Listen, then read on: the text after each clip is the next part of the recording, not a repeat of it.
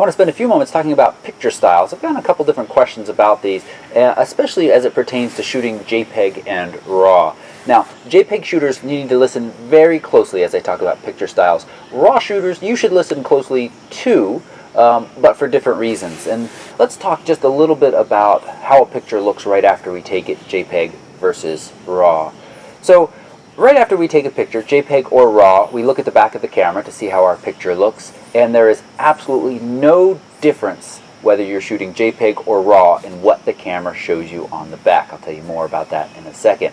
Where you do see a huge difference, or a noticeable difference, is once you've imported those pictures into your computer, depending on what program you use. If you use Canon software, then it shouldn't look a whole lot different. But if you use anything else like Lightroom, which I often advocate for because it's an excellent program, your RAW pictures often look duller than your JPEGs. I get a lot of people that say, I just imported my RAWs, and for a second they looked good, and then maybe even a half a second you blink, and then they look very dull, flat, kind of boring. Well, here's what's happening. All RAW files have a Jpeg preview built into them. Your camera cannot show you a RAW file. Many programs cannot show you a RAW file, except for Lightroom. And so it passes along this little JPEG preview that's embedded in there and uses all of the camera's settings to determine how it should look, including picture styles, which we'll get into as soon as I start blabbing about that. And RAW files don't have any of that information, so that very brief preview that you often see is the JPEG preview, and then Lightroom says, oh, this is a RAW file, I know how to display RAW files, here's the RAW file, and then it turns boring. You say, well, why do I want to shoot something that looks more boring? Because you have way more control over how that looks after the fact. That JPEG may look nicer some of the times, but the times that it doesn't, where you missed exposure a little bit, or you want to increase the color or the saturation, you're going to be much more successful if you have started with a RAW file. Or if you want to take a color file, turn it black and white, later turn it back to color. Let's talk a little bit about picture styles, because that is one of the things that you can do, is shoot black and white in the camera. So picture styles, I'm going to use a Canon camera here, but Nikon has its own version of picture styles as well. And their picture styles are accessed on the second camera menu, picture styles. And we go in here and we can see that there's a variety of picture styles already set for us. There's your auto, your standard, portrait, landscape. Auto is the camera determines based on the scene. So these cameras are actually fairly intelligent about what they're looking at. They can detect scenic views, sunsets, people pictures. I didn't know if you know that. I don't know if you know that, but they can. And then it determines what picture style it should use for the scene, similar to how it picks the exposure for the scene. Auto lets it select.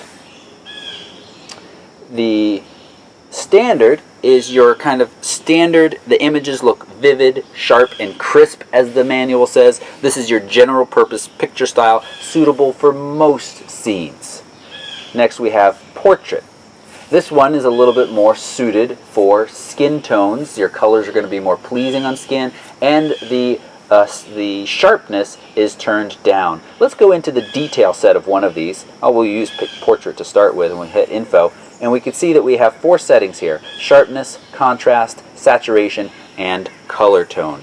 Now we can edit any of these by simply selecting it and moving it to the right or left. So you could turn the sharpness down even more. You could tweak these standard settings of portrait, faithful, things of that sort. Your contrast. Left is less contrasty, kind of more of a muted, flatter look. Right is more contrasty, or punchy, as they say. Saturation, to the right, is more saturated. The colors are brighter. Left is less saturated. You can get it down to a very kind of, again, flat look. And your color tone, I think, if I remember correctly, left is reddish and right is yellowish as far as your color tone goes. Alright? And you can always just come down here and say default set, and it clears them and sets them back. So if you've messed with these, you can set them back. But you shouldn't really have to mess with them, because they give you landscape, very sharp, very vibrant greens and blues. Faithful is kind of very flat, you could see, or neutral and faithful. I believe there are differences between these, even though we see the same setting numbers between them. The Canon Camera manual says there are differences. Monochrome. Before we get, well, let me just show you real quick. There are the user-defined ones as well. But Monochrome, whoopsie, wrong one, info set.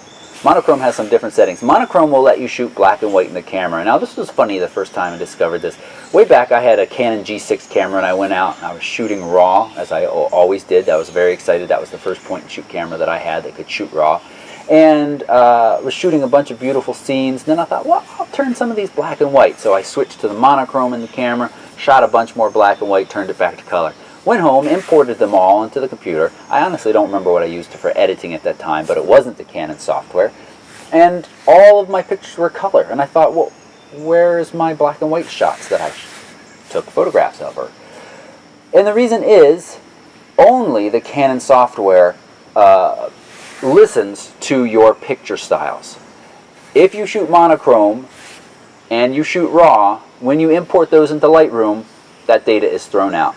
And that's an okay thing because it's much easier and much more simple to shoot or to turn an image into black and white in Lightroom because you can then change your filters. Let's look back here for just a second. Notice that we have these filter effects. None, yellow, orange, red, green. If you're shooting JPEG and you've chosen one of these filters, these are going to greatly change the way your black and white images look. In the old days, people actually put yellow, orange, and these different color filters in front of their camera when they took black and white images. Some of them make the clouds pop, some of them make the greens kind of muted, a lot of different options there. But you choose that, and that picture is going to be stuck that way, and you're not going to be able to change it. You have these same settings in Lightroom. So you can say, well, does it look better with an orange filter or a yellow filter or a green filter? So you're working from this one master image that you can then make all these options. Let's say in a week, in a month, let's say you send out this beautiful black and white to everybody. And for somehow Grandma gets her hands on it, says, why is this black and white? Don't we have color these days? You can go back to your image and say, yes, Grandma, here is the color version. I don't know if your grandma is that picky, but maybe. And if you shot it black and white as a JPEG on the camera, you're stuck. It's black and white. Again, that's not a terrible thing, but it's just a difference that you need to be aware of. And you also have the toning effects down here. You can do the sepia, blue, purple, or green. So that's kind of the, it's not a black, or the sepia is your classic. You get those pictures taken at the Old West photo booth down on the Ocean Boardwalk or wherever you go to get those important pictures taken. All right, so, and then I wanted to go back here and back and just let you know that you can define your own detail picture style sets. So you can change your sharpness, your contrast, your saturation, your color tone. And you can end up with some very interesting images straight out of the camera. But again, I think you're much better off if you just ignore your picture styles because you're shooting RAW and then use something like Lightroom. Now, I've mentioned the Canon software a couple of times. It's important to note that the Canon software will understand these picture styles. So if you use that software that came with your Rebel, when you import, or on the Nikon side as well, when you import a RAW image, it will use that picture style and apply it to your picture. So the RAW will then be transformed into something like the JPEG. And that is, I would say that's the best of both worlds, other than the fact that you have to use Canon software for that, which it's not terrible software, but it's just not as good as Lightroom.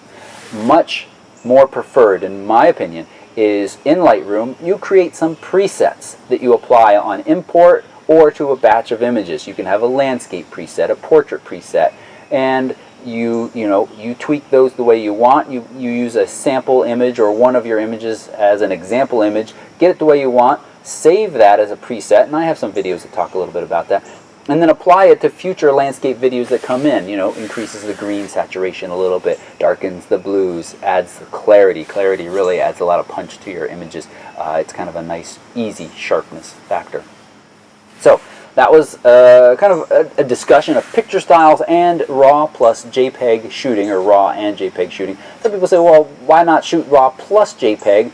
I only do that when I'm using the iFi card and I want to beam pictures over to my phone. Otherwise, I'm shooting just RAW or very rarely just JPEG. It's very rare. And one other thing, monochrome pictures do take up less space in your camera. So if you have 2 pictures left and important things are about to happen and you have no way to get a new card in your camera, then you could switch to monochrome and maybe squeeze out 3 or 4 more pictures. You could also go to a smaller file size and things like that. So that's not terribly appropriate, but it works. Alright, so I hope this was somewhat helpful. If you have any questions about shooting RAW, shooting JPEG, picture styles, you can leave a comment down below, or even better, come over onto Facebook and leave me a message. I've been very successful in answering messages over there in the last few weeks because it's very focused. Message is a camera question, I answer it. My email gets all of these comment notifications, it gets emails, it gets a lot of other emails, and it's getting a little bogged down. So, best place to reach me right now is on Facebook. Thanks so much for watching, and please subscribe.